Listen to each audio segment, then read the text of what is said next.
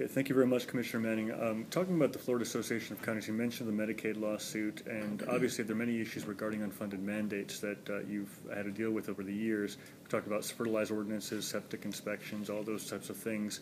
How has the situation changed in these last two legislative sessions with Governor Scott? Because obviously you've had the Medicaid payment issue, you've had the what seems to be, at least from reading different articles, is a greater burden on the counties than there has been in the past. Would you make that assessment? Well, I do, and another one that was given back to us in terms of an unfunded mandate 2 years ago was juvenile detention funding. We went from 0 to 4.2 million in one fell swoop. That's an unfunded mandate, and you're very familiar with that, Cole, I know.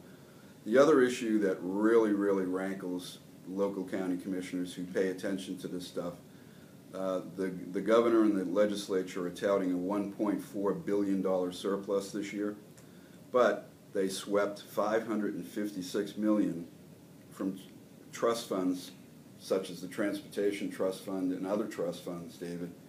That's wrong, okay? Every year, the Transportation Trust Fund, as an example, gets swept anywhere from $150 to $200 million. This hurts local government projects, especially when you're trying to interject, ideas on a regional basis between Collier and Charlotte counties and do connectivity issues with those two counties.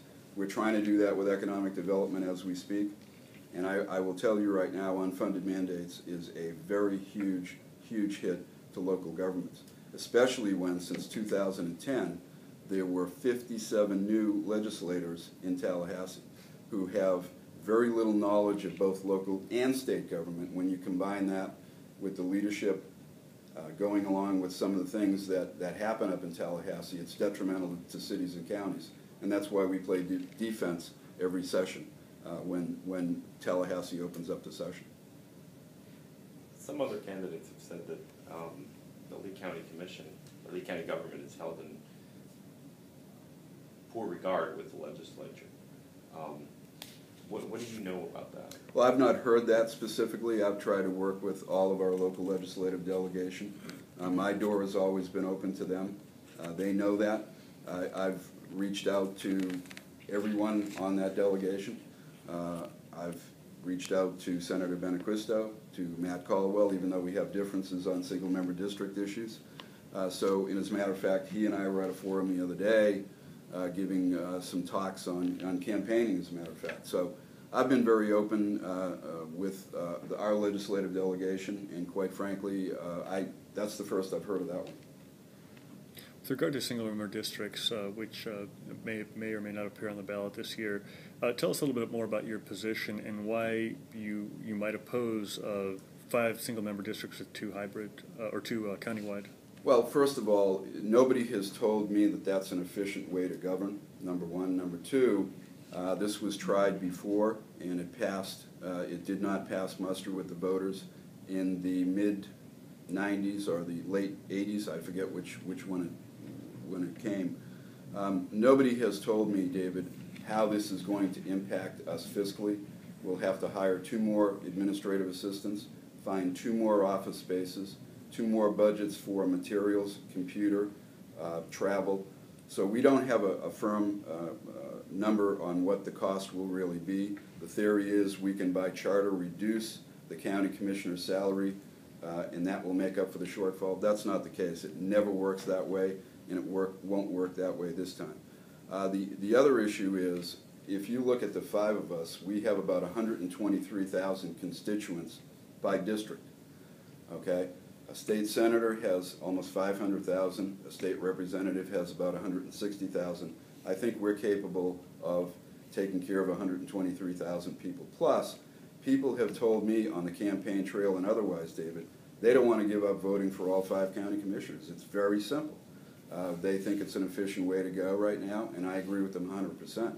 The next step in this process is to elect a county manager. That would be devastating to this county and would not be a good way to govern. And that's where I stand on single-member districts. And regarding the county manager, for you, how do you assess the performance currently of County Manager Haas? Well, I think she's doing a great job under the circumstances. When she first got this job several years ago, she inherited some some rather difficult situations with respect to personnel and process. And I think she's going through each one of those. We have weekly meetings. I have my weekly meeting with her off subject, not on any items on the agenda per se, but just to talk about process and how to deliver services better. We've come a long way. We've put some things that are new on our website that people can access. People can now look at our agenda and make comments on the website. So we're trying to move into the 21st century from the late 20th century way of doing things, and I think she's working out pretty well. And would you agree with her assessment that she is being more transparent, or would you? One of your colleagues who's leaving the commission has accused the county commissioner of not being, or the county manager of not being transparent. She is very transparent. That's her bailiwick. I agree with her 100%. We need to get information to the general public.